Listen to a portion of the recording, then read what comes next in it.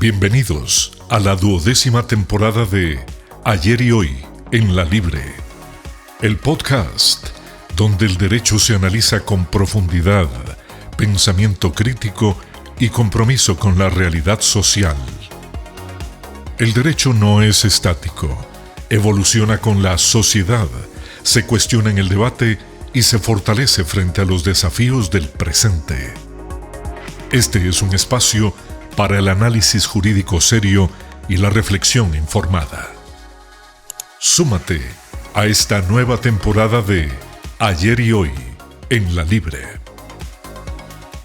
Hola a todos y todas, les saluda Mauren Salguero, conductora del podcast Ayer y Hoy en La Libre. Bienvenidos a este episodio que me parece que va a ser bastante interesante, no solamente para quienes ya ejercen el derecho, sino para aquellas personas que están pensando en el ejercicio como una forma de vida, pero además abraza a aquellos que toman la decisión de contratar un abogado o un equipo legal, principalmente porque el rol del abogado durante mucho tiempo fue principalmente reactivo. Llegaba a solucionar problemas una vez que se generaban.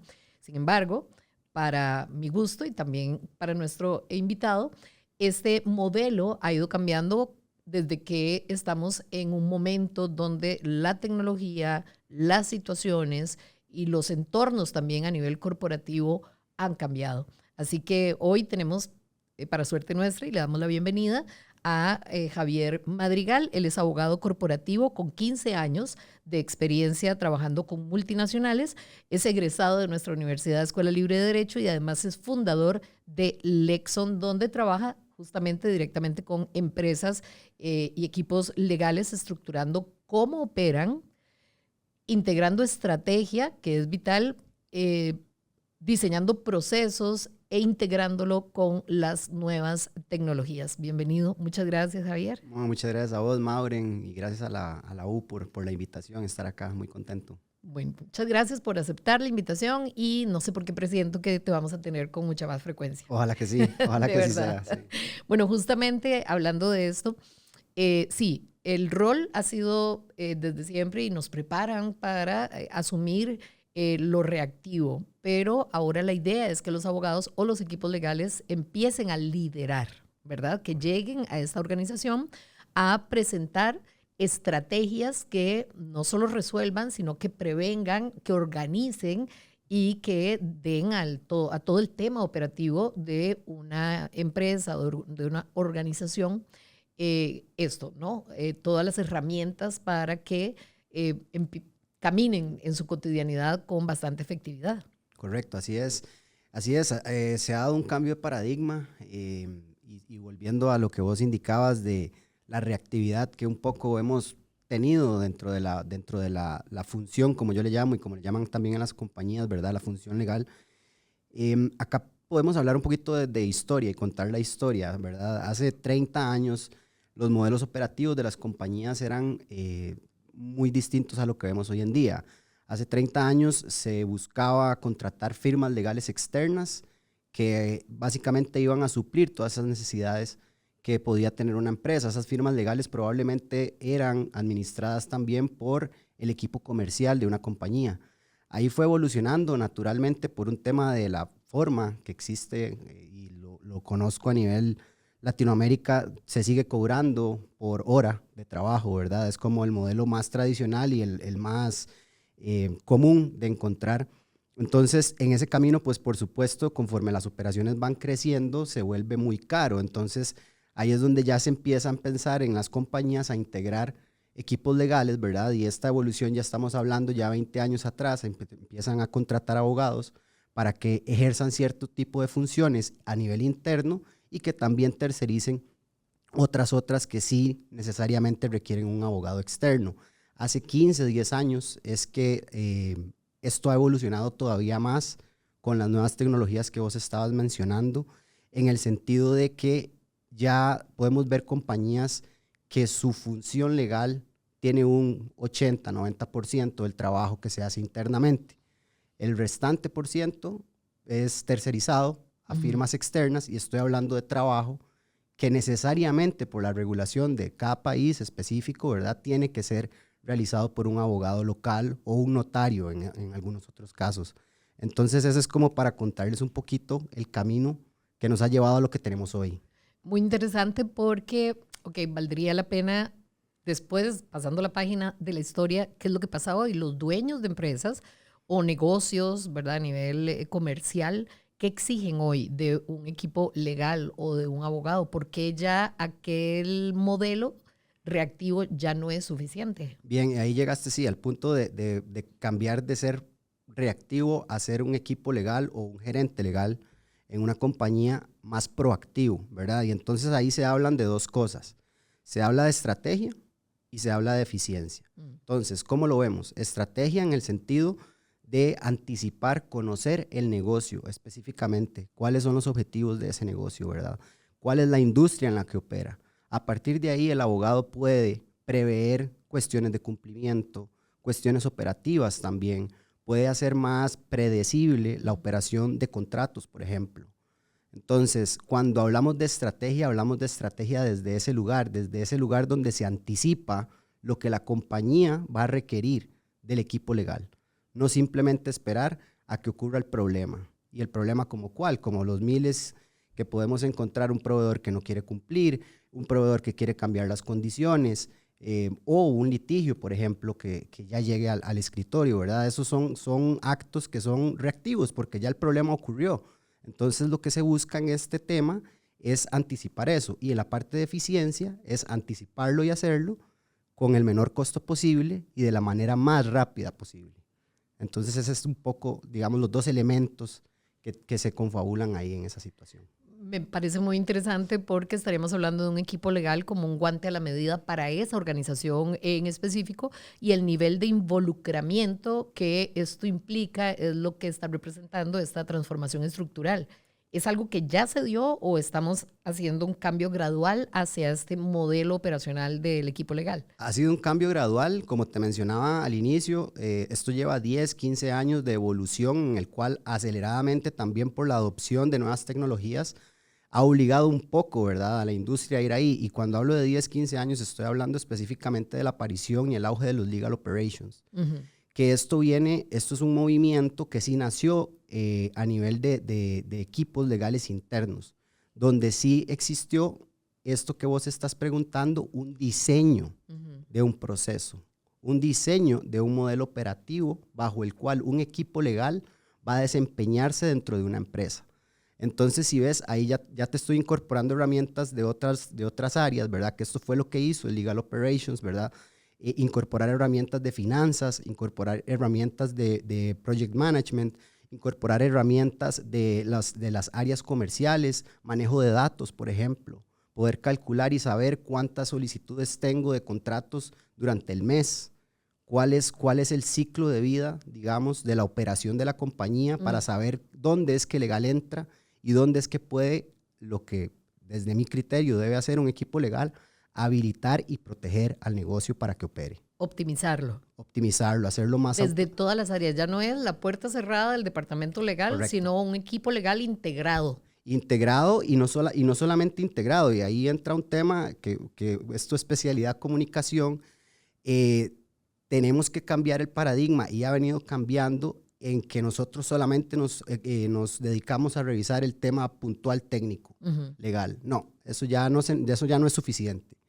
O sea, el hecho de que vos llegues como abogada o abogado a una compañía es un hecho que conoces del derecho. Lo que se busca es que conozcas también de las otras áreas a las cuales vos tenés que darle servicio, ¿verdad? Y esto también por toda esa nuevo modelo que se hace mucho más eficiente, mucho más ágil, ya empieza a permear desde hace ya varios años también a las firmas legales externas en su manera de cómo prestan los servicios, y ha traído discusiones también respecto a los modelos tradicionales, ¿verdad? En el sentido de van a seguir cobrando por hora de servicio o hay alguna otra manera de presentar el servicio a nuestros clientes, sean internos o externos. ¿Cuál ha sido tu experiencia en ese sentido? Porque además, bueno, vos sos muy joven, pero ¿qué pasa con los abogados que ya llevan muchos años en el ejercicio? Tiene que haber sospecho, una especie de resistencia al cambio de modelo. La hay, sin duda, pero acá yo lo que digo es que hay espacio para todos y para todas, ¿verdad? El hecho de que esto se esté dando no quiere decir que el litigante tradicional entonces ya no tiene un espacio en la mesa de decisiones, ni en la mesa de cobertura, ni de protección de un negocio. Lo que quiero decir es que hay otra corriente novedosa que viene con muchísima fuerza, que tras de todo viene apalancado a la revolución tecnológica que hemos vivido durante los últimos años y que hay que buscar o adoptarlo o no y asumir las consecuencias de ello, pero sí hay mucha resistencia y especialmente en el tema del modelo alternativo, digamos, de servicios. Entonces sí se encuentra y cuando me buscan asesorías para revisar, generalmente sí hay resistencia entre los socios que tienen mucho más tiempo de estar operando bajo una forma que les ha resultado y les ha sido rentable. El tema es que ha sido rentable hasta hoy, ¿verdad? Hay que pensar en qué va a ocurrir de hoy dentro de 5 años, ¿no? Totalmente. Existe siempre la posibilidad inminente del reemplazo si no me actualizo y si no me adecuo. Y es un tema de decisiones. Es válido, digamos, estará el que diga, no, pues ya me retiro, ya en este ámbito no entro. Correcto. Y estará también el que se prepare para eso, porque tal vez me voy a adelantar esta pregunta, pero ¿cómo está la academia en ese sentido? ¿Los nuevos abogados se están preparando a través de la parte académica para enfrentar ese nuevo paradigma? Mira, yo lo he hablado en otros foros. Hay una oportunidad muy grande para que la academia incorpore prácticas y al menos cursos, así sean libres, en donde nos equipen con otras herramientas que no son propias de la práctica jurídica. Por ejemplo, nosotros somos súper buenos, los abogados y las abogadas, en analizar casos, en ponernos en distintos escenarios, en sobreanalizar mucho las situaciones. Y bajo este tipo de modelos, si ves, tengo que comunicarle todo ese gran problema a una persona que es un project manager. Entonces, ok, tengo que usar el mismo lenguaje técnico jurídico que ya tengo que mostrarle los 1001 escenarios que ya vi en una opinión jurídica de las páginas que usted le quiera poner. Esa va a ser la forma adecuada de llegarle a mi cliente que tengo al frente. Probablemente no, eso ya cambió. Entonces se busca también esa forma de simplificar lo complejo. Es lo que yo más veo y lo que más me piden también clientes que son dueños de negocios, ¿verdad? Totalmente. Yo ahora me voy a ir a la parte más práctica porque tu experiencia me parece muy valiosa, principalmente con Lexon. Ya entendimos que esto se llama Legal Operations. Correcto. ¿Verdad? ¿Qué implica entonces estructurar un equipo legal a partir de todo esto que hemos comentado? O sea, ya estamos hablando, no sé, habrán empresas que tengan la capacidad de contar con un equipo y habrán algunas empresas más modestas que tengan un abogado. Correcto, correcto. Ahí yo me devuelvo un poco y les digo que la parte clave es el diseño del proceso. Cuando yo entiendo cuál es la necesidad que tiene la compañía o las compañías a las que yo voy a atender, me puedo devolver a la interna y hacer literal como un sketch o un dibujo de cómo es que va a ser ese flujo de información, cómo la voy a recibir, qué herramienta voy a utilizar, cuál va a ser la trazabilidad, que no nos la da ni el correo ni WhatsApp. Ojo, ahí les dejo el tip para que empiecen a modificar esa parte. Entonces, sí, hay una serie de cuestiones que tienen que irse ajustando ahí para poder dar primero un diseño que sea acorde a lo que va a realizar ese equipo. A partir del diseño del proceso en sí, vos podés entonces identificar cuál va a ser el modelo operativo. Cuando digo modelo operativo voy a necesitar 1 o 2 abogados, un asistente, 2 asistentes, o un equipo de 20 abogados, dependiendo de cuál es el volumen que voy a atender con eso. Entonces, yo siempre digo, vamos al diseño del proceso para entender después cómo nos vamos a equipar, ¿verdad? Si nos vamos a equipar con cuál es el personal, el recurso humano que requerimos, y adicionalmente si hay otras herramientas que se pueden incorporar de tecnología, pues se evalúan hasta que sepa yo qué es lo que voy a hacer. Totalmente. No al contrario, que es lo que más se ve, ¿verdad? Se empieza a incorporar tecnología y no se llega a tan buen puerto. Qué dicha que estás mencionando esto porque me pregunto cuál es la ruta correcta o si no existe una ruta correcta, porque puede ser que la empresa todavía no sepa que está en esta etapa en la que ya requiere un diseño. Sí. Y entonces más bien es el equipo legal el que induce a la empresa a evolucionar hasta este nivel o no. Es más bien la empresa que ya ha llegado quien ahora solicita, exige del profesional en derecho esa adecuación. Sí, de hecho, lo encontrás de todos los colores que acabas de mencionar. En mi experiencia, no importa el momento en el que usted esté iniciando, siempre es un buen momento para iniciar a diseñar el proceso como tal. ¿Cuál es el tema ahí con los que ya tienen una operación un poco más madura? Que hay que iniciar con un diagnóstico que va al contrario.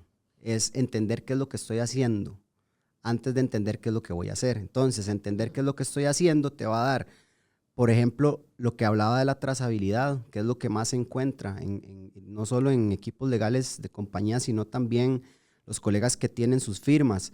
El uso del correo, el uso del WhatsApp son herramientas muy buenas para la atención al cliente, pero no son herramientas buenas para la trazabilidad de lo que yo estoy haciendo. Y mucha de la información queda ahí. Entonces hay que iniciar con ese proceso primero, de revisar, ok, ¿qué es todo eso que yo hago? Una vez que sé qué es todo eso que yo hago, hay que categorizarlo.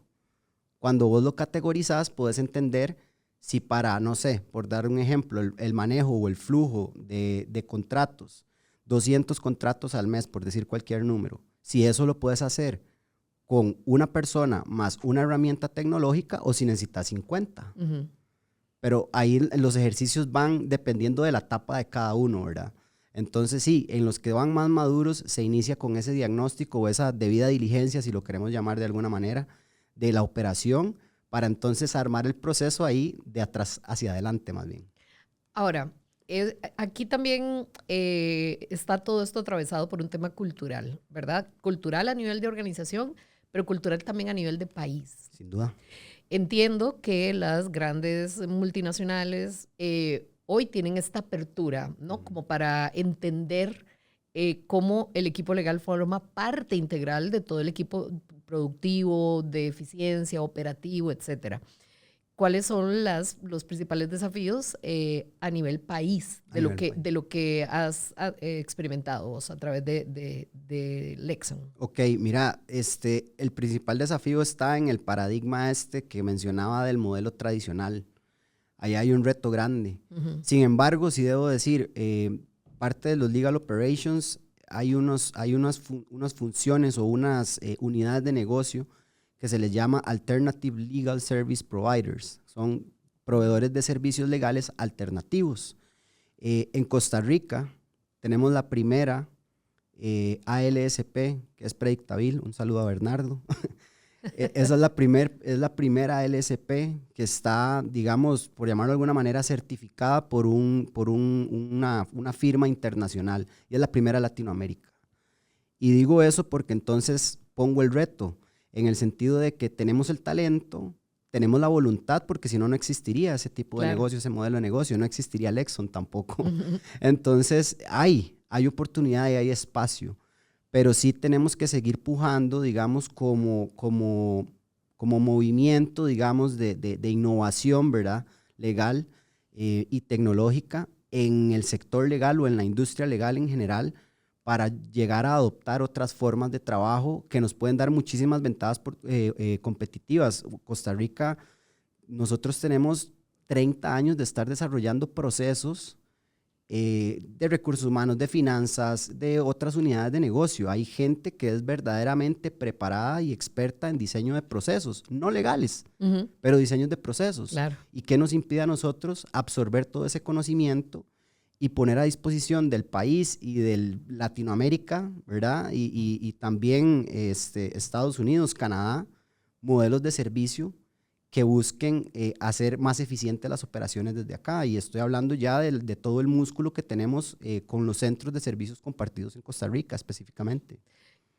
Me parece brillante cómo se desdibuja un poco o mucho la línea en lo que siempre se ha considerado el área legal, ¿verdad? De la parte ya propiamente de estrategia de negocio, ¿verdad? O sea, ahora se integra y pregunto muy honestamente, ¿hay quien sienta que se ha invadido su área de trabajo con esta incursión, digamos, ya de Legal Operations? Hay mucho mito, yo diría, más que todo porque se confunde esto con adopción de tecnología y ahora más que nada de uso de inteligencia artificial.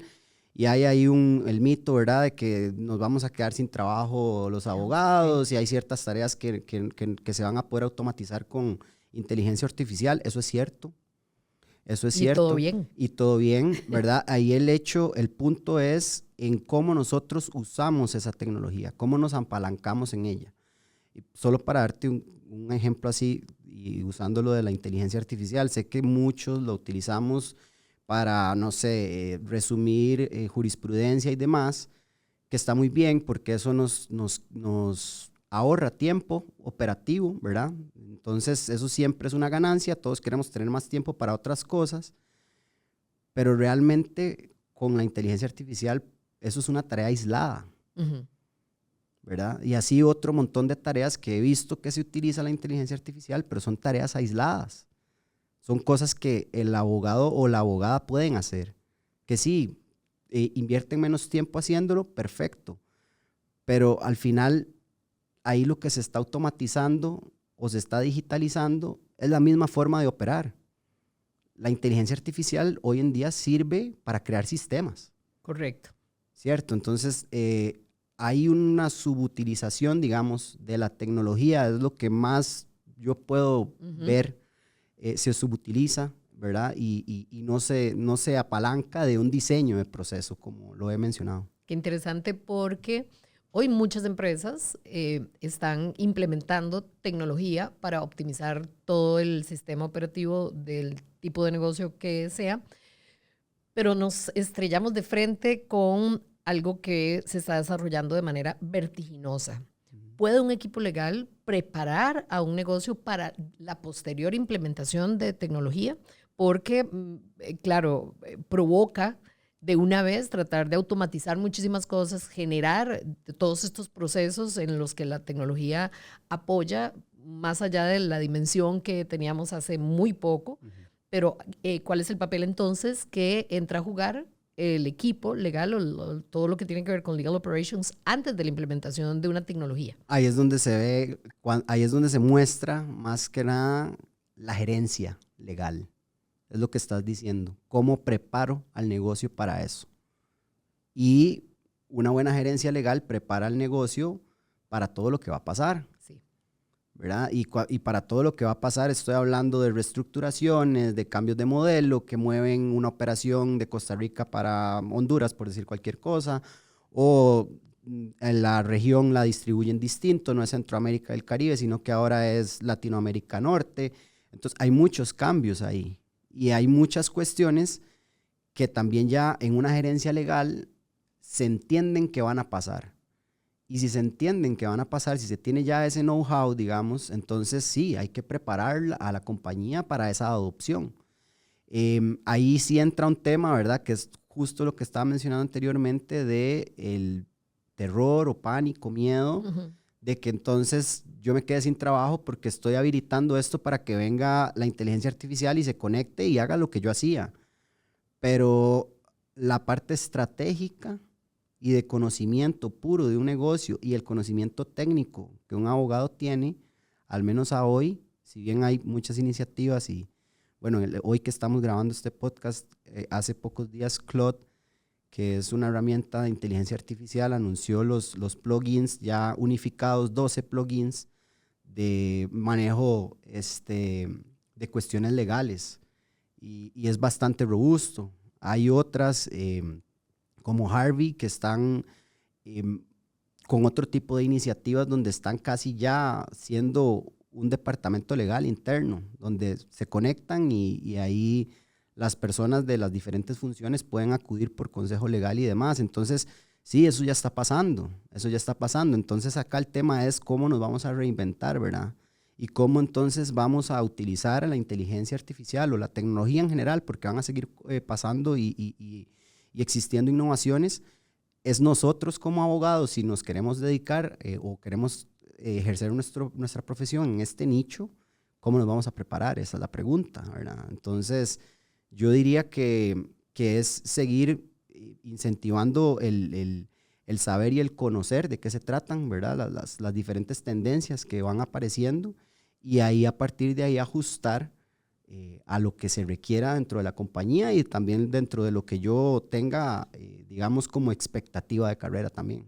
Qué bueno que digas eso porque, bueno, además de trabajar con empresas desde hace tantos años y haber presenciado la evolución hasta el día de hoy, vos liderás en la formación de abogados. Y si tuvieras hoy que decir cuál es el perfil profesional de ese abogado que pueda verdaderamente formar parte de este tipo de equipos como lo requieren hoy las empresas a nivel nacional e internacional.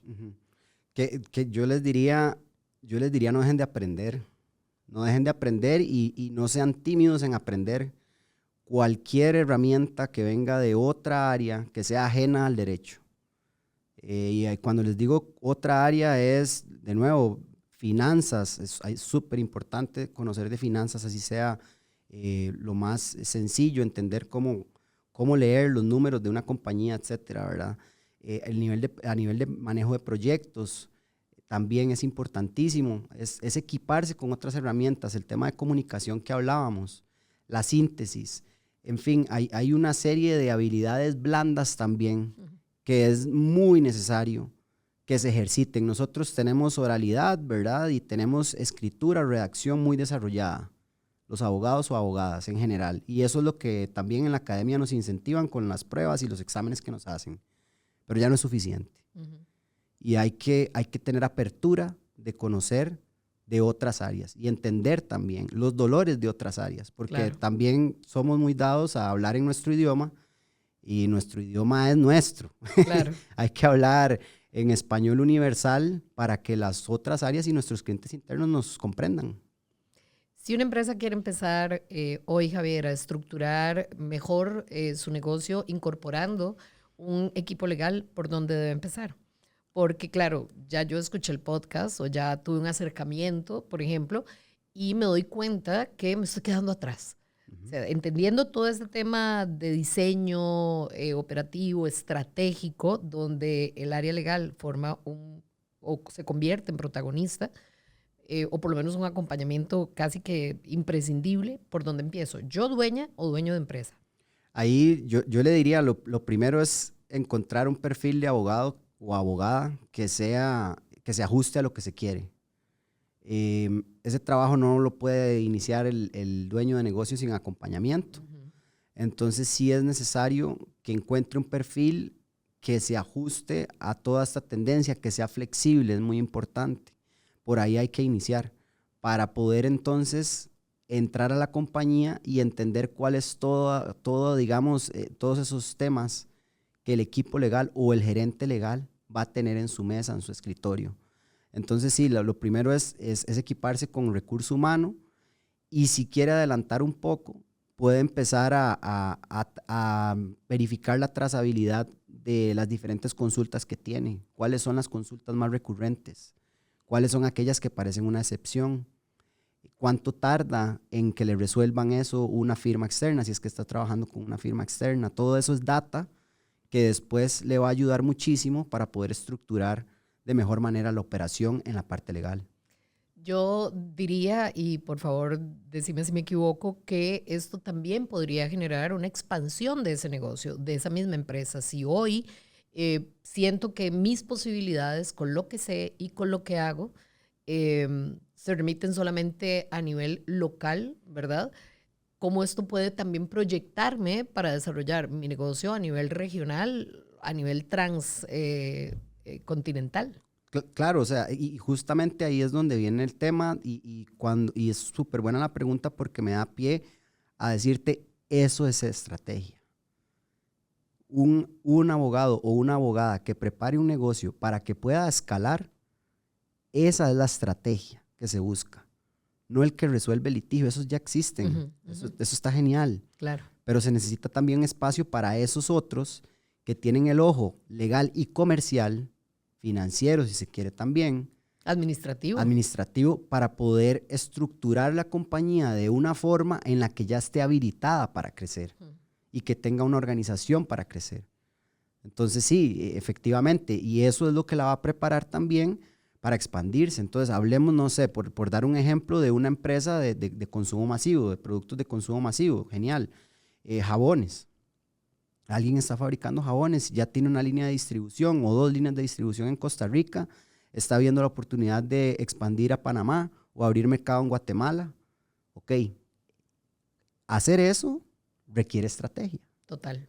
Entonces, ahí es donde entra la gerencia legal a habilitar el negocio a crecer, no solo a atender los problemas de manera reactiva como estabas mencionando al inicio.